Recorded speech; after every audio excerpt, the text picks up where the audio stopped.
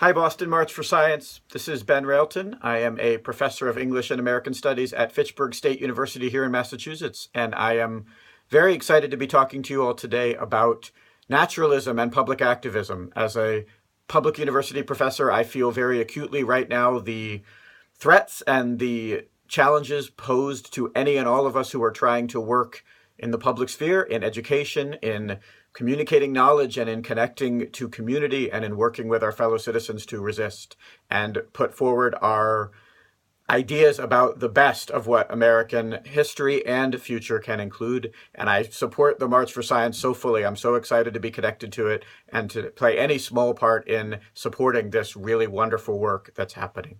So I wanted to talk just for a couple minutes about the intersection between naturalism and science and public activism in America. And I wanted to focus first on maybe the most prominent example of those intersections to me, which is Henry David Thoreau. I think we all, particularly up here in Massachusetts, know Thoreau for the project at Walden Pond and the way he wrote about that intersection between his philosophies, his naturalism, and activism in an individual way, in a personal way. But really, I think Thoreau was much more committed to both naturalism and activism before, after, and well beyond just that one couple-year period at Walden. His naturalistic writings, for example, are really well collected in a collection of his late writings that has been published just in the last couple decades. It's called Faith in a Seed, The Dispersion of Seeds and Other Late Natural History Writings, edited by the scholar Bradley Dean. And that collection of Thoreau's is a really great indication of his deep commitment to natural and scientific observation and writing. And then on the public activist side, again, I think relatively familiar is Thoreau's night in prison in 1846 for refusing to pay poll taxes that he saw as supporting the Mexican-American War. But that one night was really just an example of a lifelong commitment to public activism in Thoreau's work. For example, in 1848, he delivers a lecture at a lyceum in Concord in support of his idea of civil disobedience, which he then codifies in an 1849 essay, Resistance to Civil Government. And then in 1854, delivers a parallel speech, Slavery in Massachusetts, which he turns into another essay. And then in 1859, again, in support of John Brown, the anti-slavery and violent activist who had been captured and sentenced to death in West Virginia, At the time, Thoreau writes another piece, A Plea for Captain John Brown. And all of these pieces in Thoreau's life and work are connected. His naturalistic and scientific observations and his commitment to public activism were both central parts of his life and work. Again, that's one example. We can go both forward and backward in American history to see numerous other examples of figures who wedded these two sides to what we do. So Cotton Mather, for example, the Puritan minister and leader in 1706, learns of inoculation against smallpox as a scientific possibility, a new progressive scientific possibility.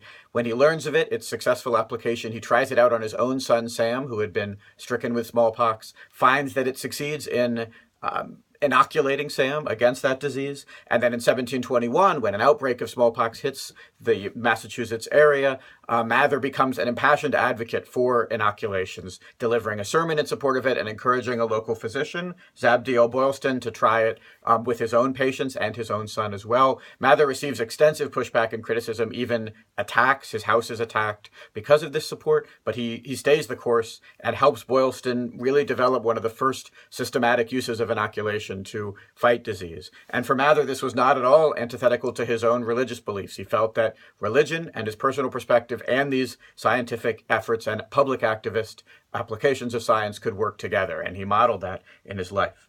We can see the same thing with another figure from the Revolutionary era, Benjamin Banneker, the African-American surveyor and pioneering astronomer. Banneker, in his extensive both personal writing and communication with Thomas Jefferson, with whom he was good friends, advocated for anti-slavery activism, advocated for peace activism, and became really a prominent voice in Jefferson's life and influence on Jefferson and that Revolutionary era through those activisms that Banneker saw as wedded to his scientific observations and efforts.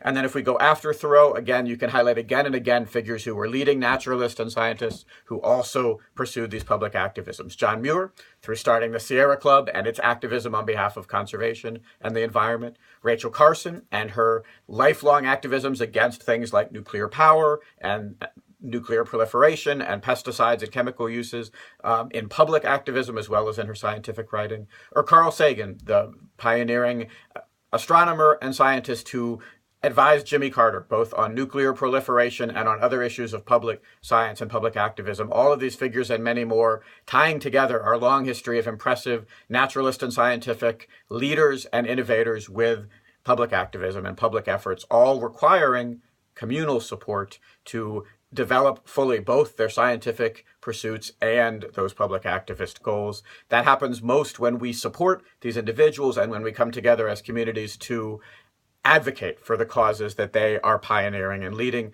I see that happening again very fully right now, and I see the March for Science as a wonderful example of it. And I'm so excited to be taking part in any small way, as I mentioned, in this amazing moment and in what all of those participating in, supporting the March for Science here in Boston and around the country are helping to make a fuller part of our society, of our public communal conversations, and of where we go from here.